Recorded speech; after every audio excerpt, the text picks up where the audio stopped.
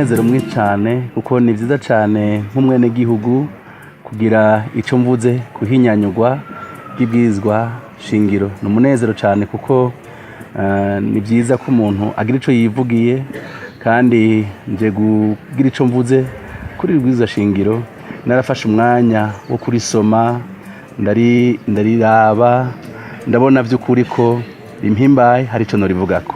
Ni umunezero ntangere ko iyi ni intambuko ikomeye cyane mu buzima bw'igihugu ndetse no ku buzima bwanje.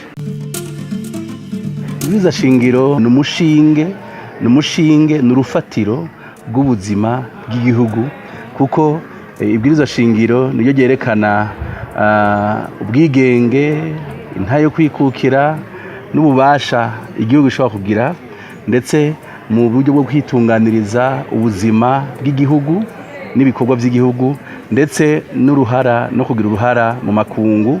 Amategeko ni umushinge werekana icyo igihugu cy'abarundi barekuriye gukora, bafite uburenganzira gukora n'icyo batemerewe gukora kandi n'uruhara bashobora kugira mu gihugu cy'iwabo ndetse no hanze y'igihugu. Amategeko ahagira icyo bivuze ko kandi abantu bakishyira bakizana bagatomokerwa icyo gukora n'icyo kudakora. Umuntu wese akamenya icyo arekuriwe n'icyo atarekuriwe kandi mu akateka kiwe kubahirira.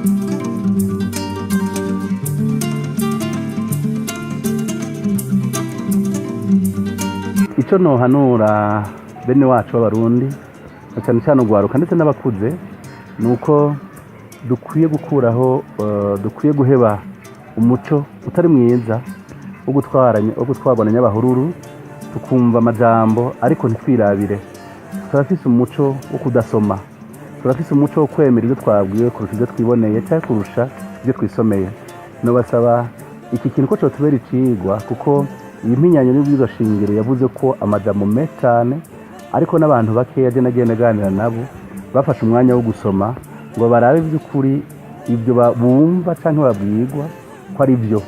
Ni byiza cyane kugira icyo uvuze ariko wewe wirabiye wisomeye wabajije umutima wawe ugafata ingingo ari ukwemera cyangwa ari uguhakana ariko ukaba wafashe ingingo by'ukuri ivuye muri wewe utajana n'ibishobisho cyangwa ngo twabona nyabahururu n'amajambo wumvise. Abarundi twije gusoma wumvise ikintu ndetse n'umuntu hamukubwiye ushake kumenya kubera ko umuntu amuvuga ko ivyo bintu ushake kumenya ikintu bakubwiye ugitohoze ugitahure ko kenshi ibintu byinshi birakunda kuba kubera habaye amajambo aya canka yandi kubera habaye ibihuha canka abantu badodobereje umuntu canka abantu bavuze ikintu nawe ko batagishaka. Wewe ndahana urwaruka cyane cyane niko rero ndarishinga ariko n'abandi bose bumvireho kugira ngo dufate umwanya wo kwirabira, wo gusoma, wo gushishoza, wo gusuzuma no gufata ingingo ibereye twabanje kubaza umutima igikwiriye n'ikidakwiriye ndetse tukarenza ko no gusenga kuko nta kintu kimwe dushobora gukora. Imana yaraturemye idufitiye umugambi mu kintu cyose. Mbere yo gukora ikintu banza usenge wumve n'icyo umutima wawe ukubwira kuko Imana ivugana n'umutima wacu. Murakoze.